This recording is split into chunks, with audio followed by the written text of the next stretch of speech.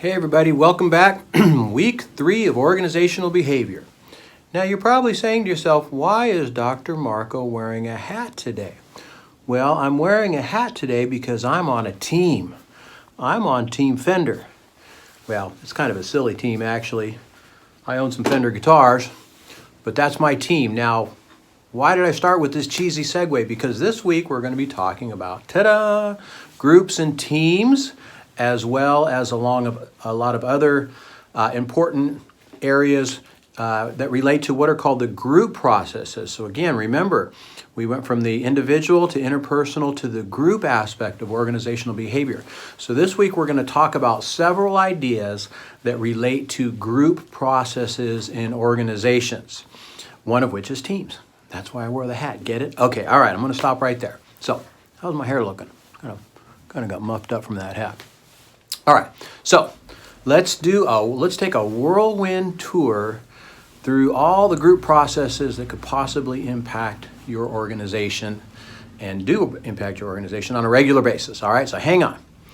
Now, the first thing we're going to talk about is groups and teams. We'll talk about some other things too in a bit, like decision making and communication and conflict, but I want to start off by talking about groups and teams because that's sort of the basis for where these other things all happen, right?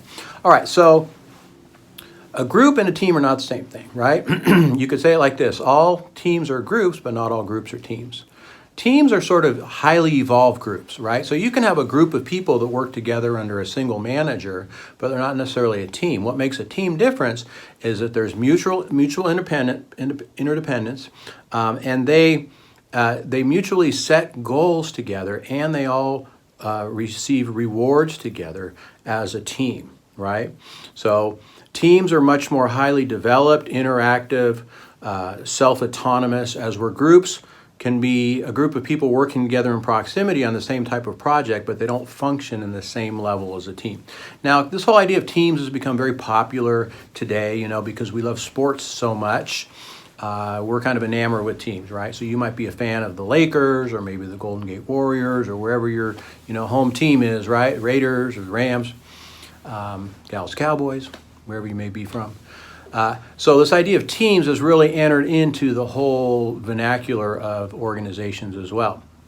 So it's become a big deal, as well as coaching has also become a big deal. So it's interesting how organizational vocabulary has sort of co-opted some of these ideas from the sports world. So teams are an interesting approach to organizing. They have a lot of benefits. Teams can be very self-motivated. They can accomplish more.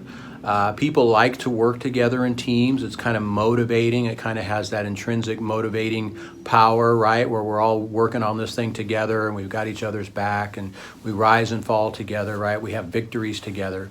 So that can be an exciting thing. But teams can be challenging because now you must spend a lot more time on the whole social dimension of working together. And so there can be challenges, especially to the traditional approaches to management. So the traditional approach is where you have a single manager and sort of from the outside, 30,000 foot view, he's kind of managing the affairs of the group. Well, a team kind of takes all the management responsibilities within it. Now, there can be leader-led teams, but typically they're very interdependent with one another, and people take lead in terms of specific skills or specific outcomes that they themselves have more expertise in.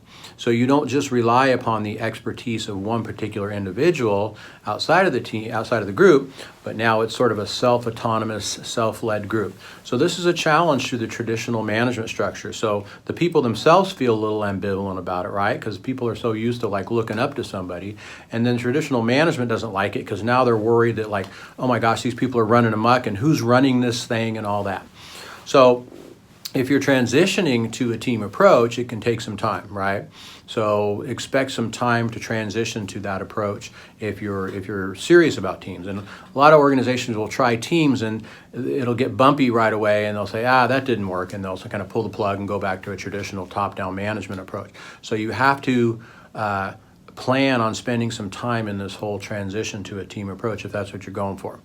Now, there's some dynamics here that are similar for both groups and teams. So in addition to the task relationship, of what people are going to do, and the social relationship of how they get along. Now you have what's called cohesion, a group cohesion. And this is an important element in groupness. Cohesion has to do with how much people like being together and how committed they are to the group.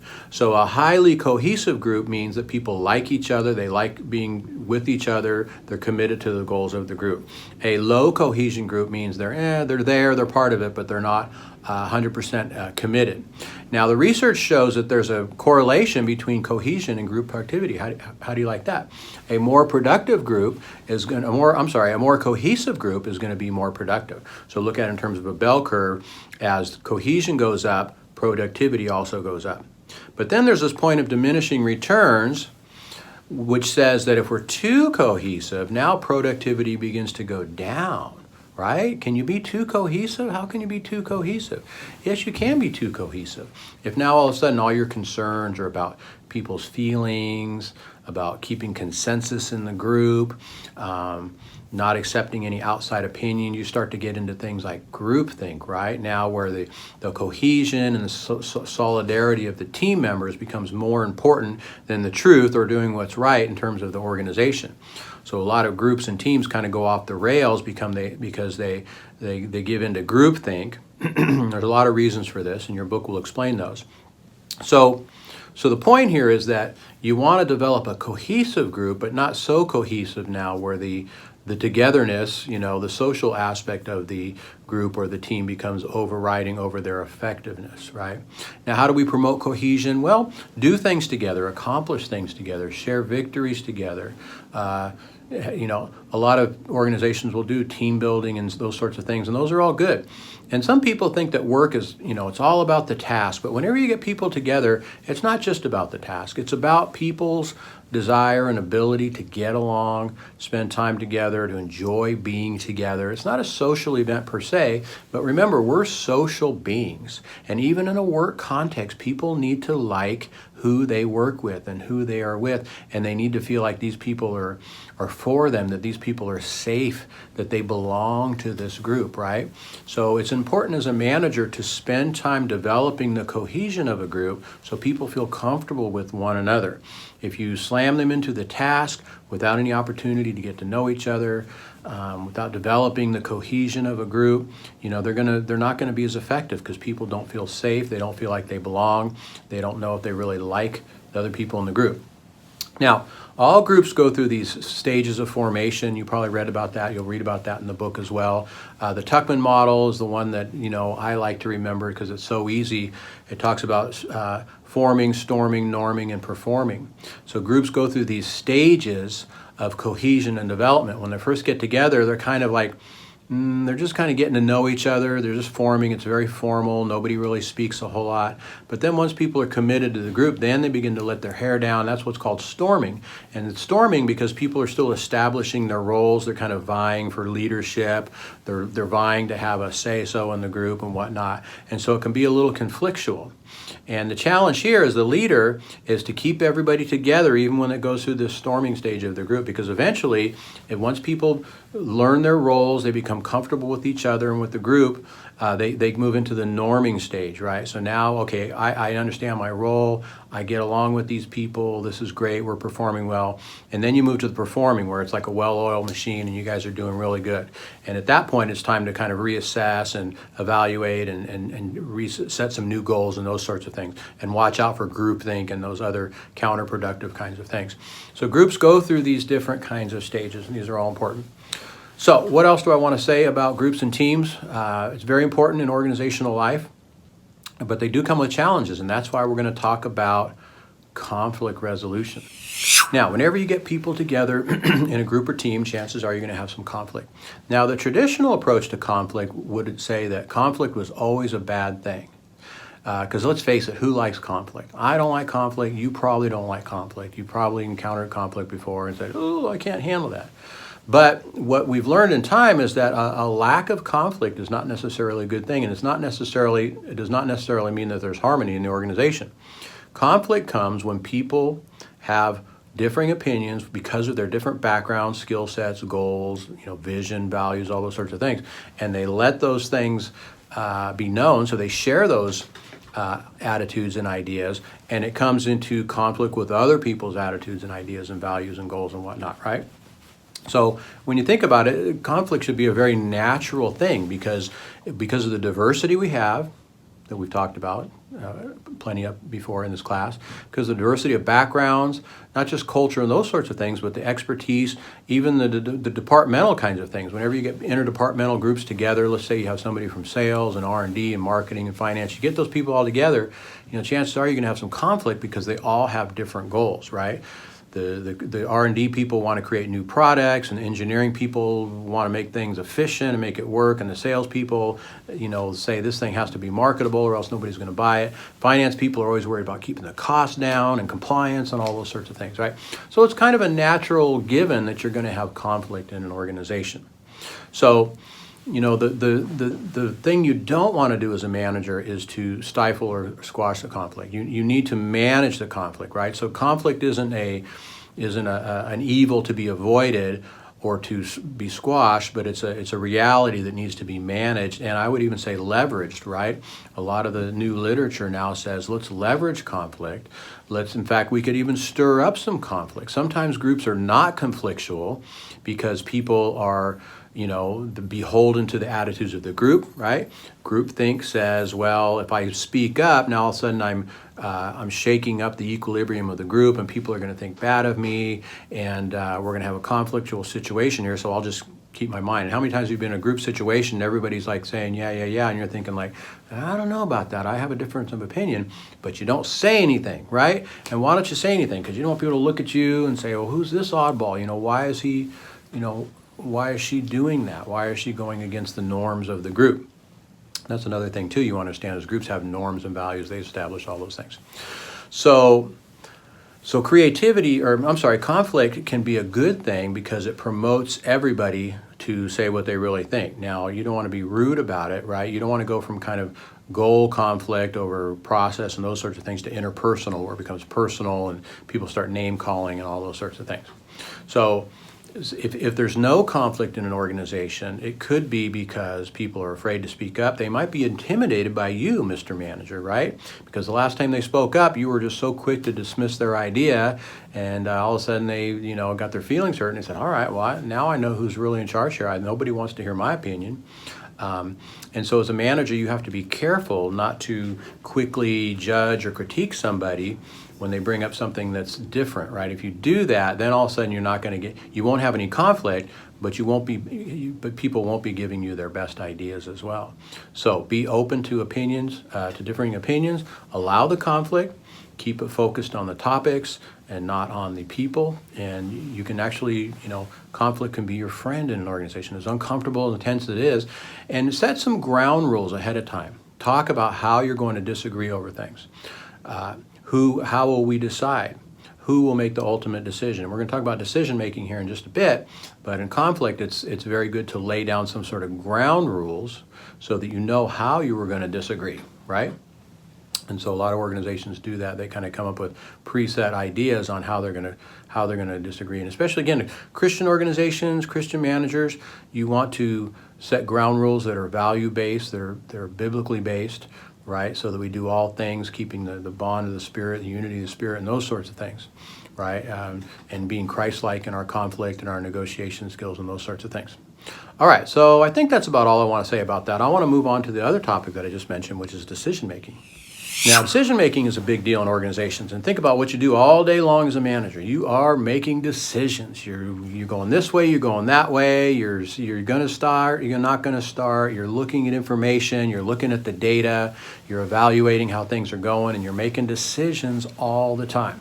So now, in a group process, it becomes a little more complex. Now, if it's just an organization of one, you can make a decision however you want to make. But now all of a sudden you've got multiple people in there, multiple stakeholders, so the decision making becomes a little more complex. And so now the way you think about decision making has to become a little more nuanced and complex. Now the traditional approach to decision making was what was called the rational approach, right? We'd look at the facts, we'd look at our goals, we'd look at pros and cons, and we'd lay out a rational plan of action, right? Now that happens sometimes. And, oftentimes we do want to put all the facts on the table. But there's other approaches too, the behavioral approaches, which kind of looks at how people really make decisions, not how theoretically they could make decisions, when all the information was available to them. And so this has to do with things like satisficing, right? This idea that, we have just enough information to make a decision. Because let's face it, sometimes you have to make decisions and you have to make them, within deadlines. And if you spend all the time in the world in order to look at the information needed to make the best decision, you're going to run out of time and the opportunity will have passed you for the decision. So sometimes we satisfy, so we have just enough of information to make a good decision. Now, let me give you an example of this. If you're looking for, say, a new piece of software, right? All right, we're going to change systems here. We know the system we have right now is broke. It doesn't work all that good. So we want to change our software system. Say it's a CRM program or something like that.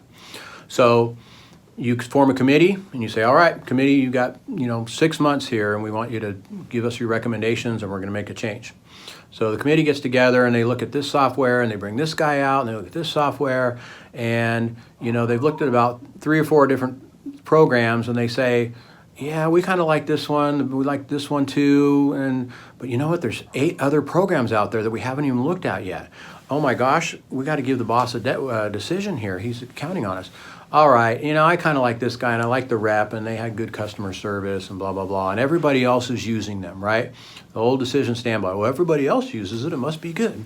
So you kind of go with that one there. All right, that's a good example of satisficing. Could you have spent more time? Could you have gotten more data? Could you have been more informed to make a better decision? Probably. But because time is a commodity here, and sometimes we run out, and you can only spend so much time, and we sort of have these intuitive feelings and gut feelings and other reasons why we make decisions, have nothing to do with rational facts, we satisfy, right? So it means it's kind of like this good enough, right? Another thing we do is rule of thumbs. Well, we kind of have these benchmarks. This is kind of the way we think about it. If it falls within here, then typically, it's good to go. And then again, like I said, intuition is a big decision-making tool, right? We all have gut feelings, and a lot of times gut feelings are, not all that far from, oftentimes they can be accurate. Now that shouldn't be the only way you go about decision making, right? If that's the only way you make decisions, you're probably not making good decisions if it's just based on your gut. You do want to look at facts, you want to get other people to weigh in, you want to take some time, you want to look at pros and cons, some of these rational approaches as well. But sometimes quick decisions, you can make an intuitive decision and it'll be just fine. And again, this often depends upon your experience, right? Your perspective, your level, how long you've been doing something. A lot of times your intuition is just fine. But again, if you have a lot of stakeholders, you need to get people's input. And here's another important thing in decision making. It's not just about making the decision, but it's about getting people to accept the decision, right? So this is what we call buy-in, right? You've heard that term buy-in. Are people going to accept this decision? And so the more you do to get people involved in the decision-making process, the greater likelihood that they will accept the decision. So if you have a big change that's going to affect a lot of people, you want to do that work. You want to get the committees together with people from different areas to weigh in and to tell you what's important from their perspective. And even if you don't go with their ideas, the fact that they were able to contribute and that you felt that they were important enough to bring them into the decision-making process will oftentimes be enough for them to go along. So even if they didn't get their way, they'll say, okay, at least I was in the process. I know what the process was, right? So there's a whole theory about this idea that says that people will be more satisfied with a decision if they were a part of how it was made and they knew what the rules were. See, we get dissatisfied. We don't like decisions that are made when we don't, first of all, we don't have an opinion, we don't have a say in it, and we had no idea how the decision was made. It was just like one day the doors opened up and the scroll came out and boom, ta-da, here's the decision. Now, that may work for Moses because he got the law, from on high. It's okay, God was making the decision. But guess what? You're not God. And people are not going to accept your decisions if you just come out with these grand pronouncements, right? So learn how to work together with teams and groups to make decisions that are going to satisfy multiple stakeholders and moreover satisfies people's needs to be heard and to contribute to the process. Because at the end of the day, what do we say an organization is? It's a bunch of people, right? That's right. So if you can get the people involved in the decision-making process, chances are they're going to be more satisfied, more engaged, happier to work for you and for the organization, accept a decision, and you won't be fighting an uphill battle every time you make a decision. Now, the last thing I want to talk about this week is communication.